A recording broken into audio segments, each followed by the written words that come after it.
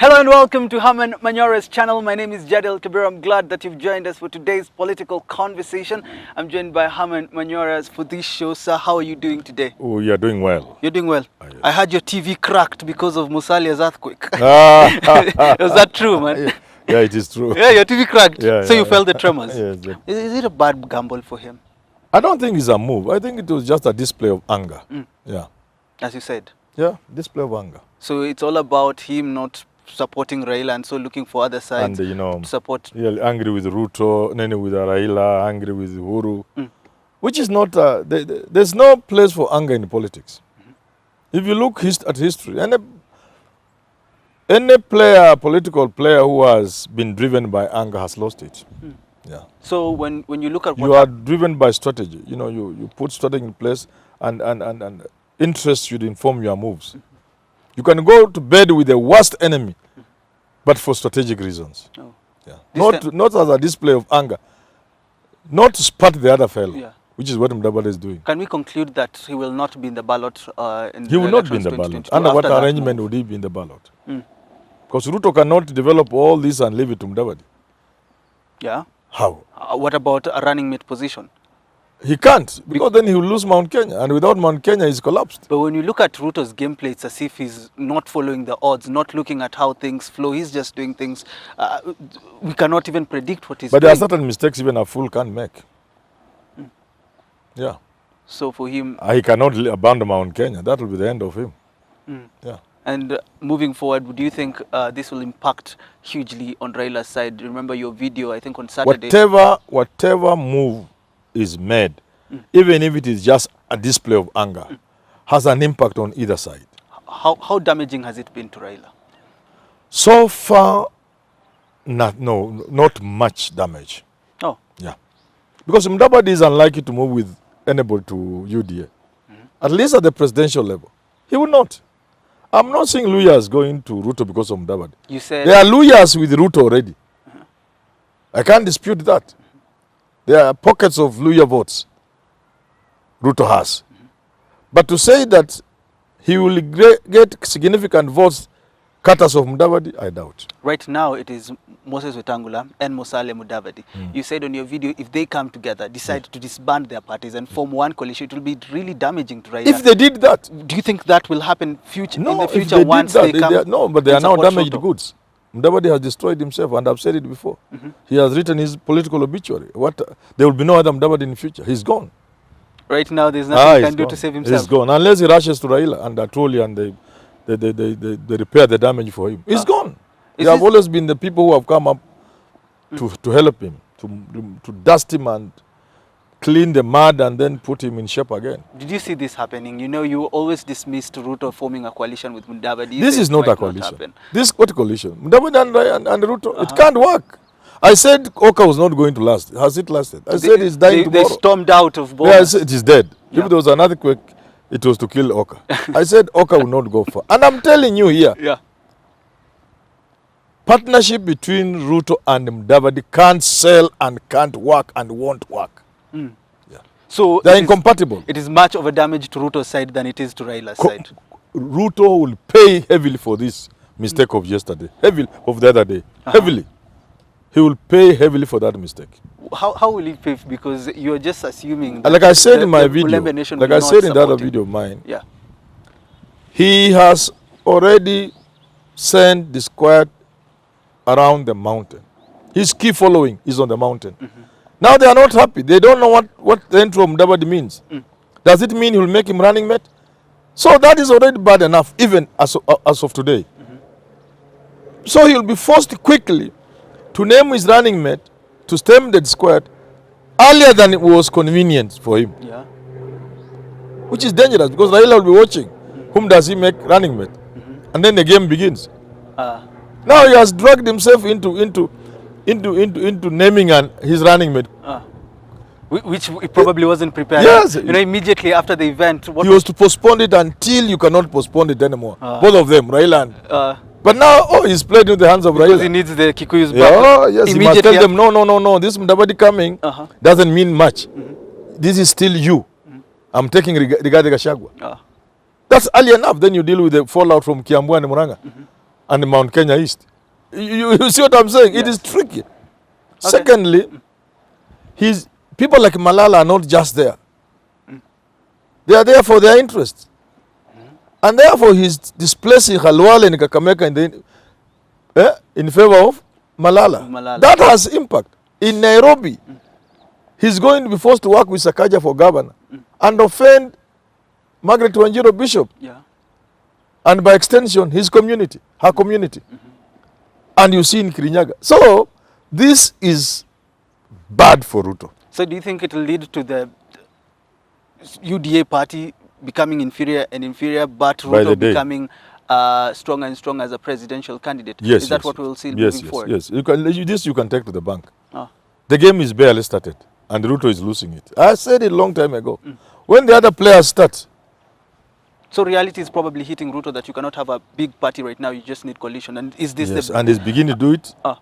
in a hazard manner, without thinking, minus strategy, and therefore it's blunder. You know, we talked about the Hustler coalition. You said it is too late, but as things progress, you might see someone moving from Raila's side and coming to UDA. Do you think a Hustler coalition moving forward would be something Raila should be afraid of? No, there will be no Hustler coalition. It's too late. Too late. You know, if he had a formal engagement with Oka, formal, very formal, open engagement, formal, and even if at the end of it he lost some of the members, it will be a very formidable coalition. But this one, Mudavadi just walks into partnership through anger. That one cannot give you any bonga points. No. Yeah. So moving forward, what kind of coalition would you probably expect from Ruto's side that would show the country that he's thinking straight? In panic and confusion, Ruto will allow for partnerships and coalitions that will not be well thought out, not well structured. On the contrary, on the other side, his opponents are walking in these things with eyes open. They are seeing where they are going. They are planning stage by stage. Azimio is a well thought out, well structured organization or formation. You get it? Yeah. And now they are seeking legal dress through the political parties act bill now in Senate. You see how Azimio is doing it? Well structured. Hao wengine wanaanguka kama kwa giza. Wataumia. It looks that way. Ruto is gone. I told people, and they better listen to me. There's no way Ruto can get this presidency. Not when he's running against Raila and Uhuru. It's not possible. And you can now see the confusion. Come on, especially that thing at Bomas. That was a big blunder. For Ruto's side. Oh, major blunder. How about for leaders? But you see, everything was, that thing was a UDA affair. Yeah. Which finishes Mudavadi completely. And damaged goods, damaged people, bring no value to you. Go back to 2007. What did Raila do? He strengthened people like William Ruto so that they come to his coalition as strong. You get it? Yeah. You need strong people to partner with. But if you damage somebody, he's finished. He has no respect. He carries no favor with his community. People sympathize with him like they're sympathizing with Mudavadi. What value does he bring to your coalition? You know, Kotu's Secretary General Francis Atwoli in a tweet, he said, these are just political commercial kiosks. The parties by ANC and Ford Kenya. Do you think this perception is dangerous for the Mulembe nation right now? Atwoli has always said that if people threaten to run, then they are paid. I don't want to go in that direction. I have a lot of respect, in fact, tremendous respect for Mudavadi. I find it hard to believe that's the issue. But people are saying, when you look at what happened in that thing, since there's no benefit, political benefit, you know, when people, human beings have a brain, and they look at logic. People say, Mudavadi is not going to run. There's nothing is getting out of this. It opens speculation that money was involved.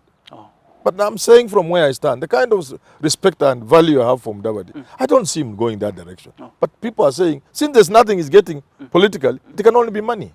Yeah. Moving forward, do you think it will be, we can be able to twist the politics of the country, having Ruto gaining Mulembe and Raila coming in and gaining the Mount Kenya region? Do you think this is going to be the scenario being played in this year's election?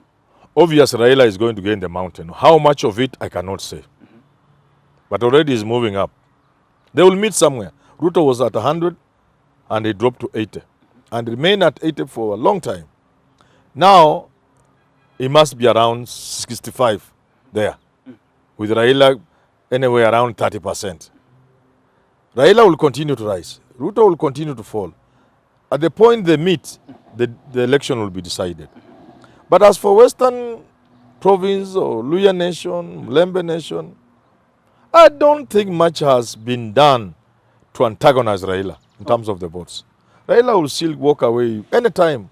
Actually, before this meeting of merger between Uhuru and Mudavadi and Ruto, Raila was standing at anywhere around 65-70%, with Ruto and Mudavadi sharing the 35-40%.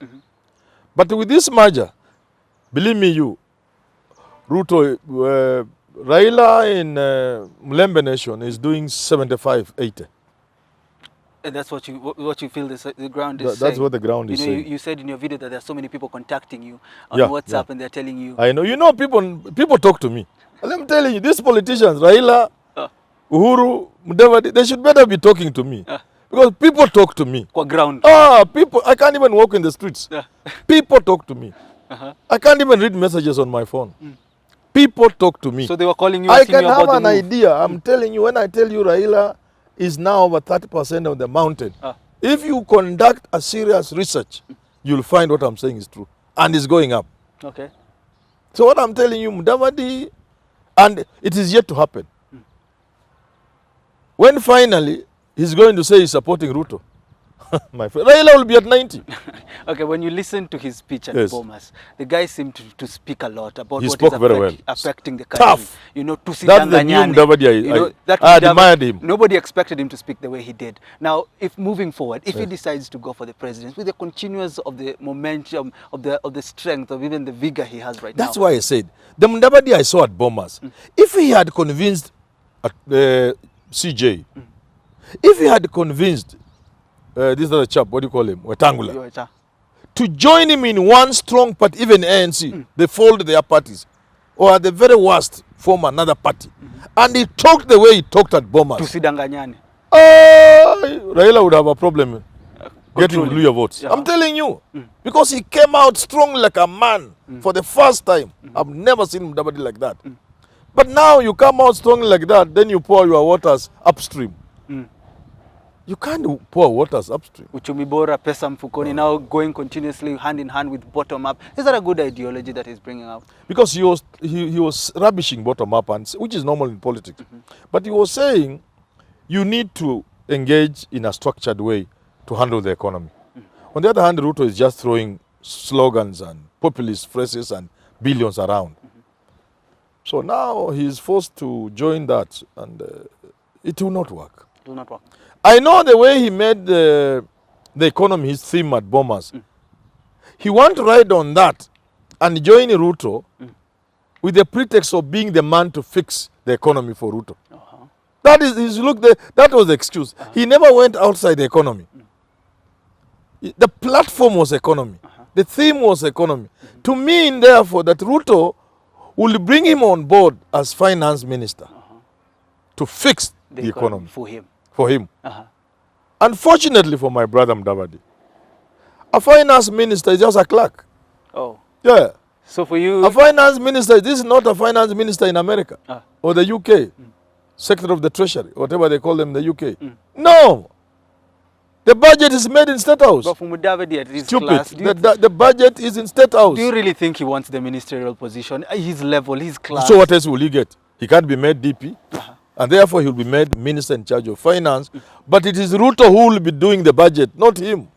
He needs to know that. Yeah, he should know that. Let's end the conversation there. You've already said stupid. I don't think we should continue this conversation. No. Thank you so much for tuning in. My name is Jadiel Kabiro. This is what is happening in the political arena. Mudavadi, Ruto, merger, coalition. I don't know whether the Hustler coalition will be coming up anytime soon and whether it will give the Azimio a run for its money. Until we do have these conversations again, thank you so much. Have yourself a lovely rest of your day.